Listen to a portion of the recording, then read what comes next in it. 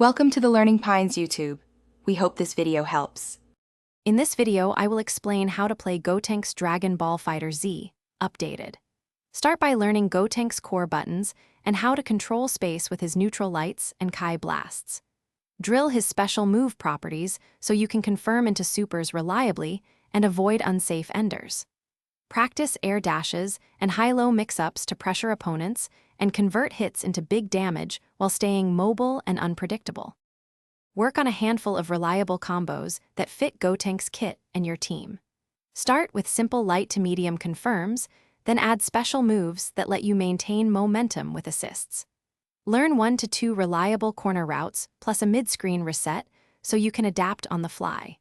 Spend time in training to nail timing for vanish converts and rebalance your combo routes to keep meter for important level 1 finishers.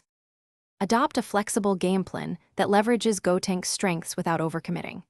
Use long buttons and Kai blasts to test reactions, then punish predictable defensive options with fast air mix-ups.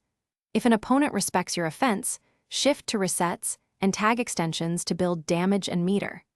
Stay mindful of resources like meter and sparking, and avoid unsafe tag-ins that give the opponent a full punish opportunity.